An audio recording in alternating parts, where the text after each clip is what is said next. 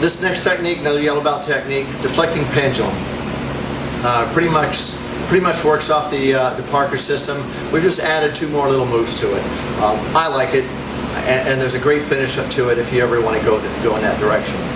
The key to this is the block, right? And that's where that pendulum, or the term pendulum, comes from. That swinging back and forth. Right? We're not trying to smash his leg or break his leg with the block. What we're trying to do is we're trying to draw him in to our primary weapon, which is going to be that elbow. So with that said, as the kick comes in, I want to create a path. I'm pulling him in. I want to stretch him out. So if he kicks straight towards my belt and I pull, boom, he's going to come in and turn slightly. Now that gives me the opportunity that I'm looking for. And I'm just going to keep that arm going as though it were a choo-choo train. Just a locomotive going down as I do my block, clear, I'm going to check his arm, and then step drag in, and roll an elbow, trying to catch that jaw. That's my target, is that jaw. All right, now, notice my shoulder. This is my range for an inward elbow. Now, once I start going past, really, I say if this is horizontal or parallel to the floor, once I start going too far past that, I start looking at possible damage to my own shoulder, in which case I'll either adjust the target or adjust the weapon to keep my elbow a little bit lower than my shoulder.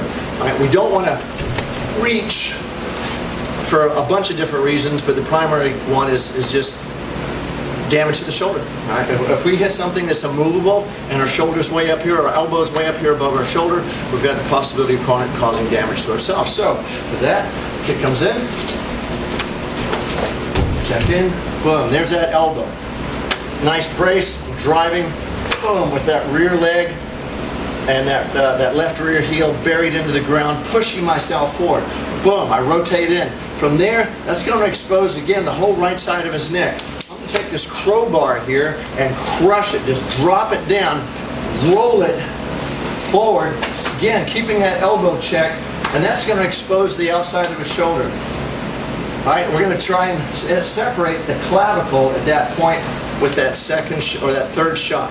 So we're looking at a nice figure 8 pattern with the elbow. Comes in, 1, 2, 3, 4, and I'm dropping my weight down. And notice he's starting to fall off base. And that's where a lot of times guys will start, if you get in deep enough, you penetrate deep enough, you're going to get a really good takedown on top of this. We're going to look at this as kind of a strike down.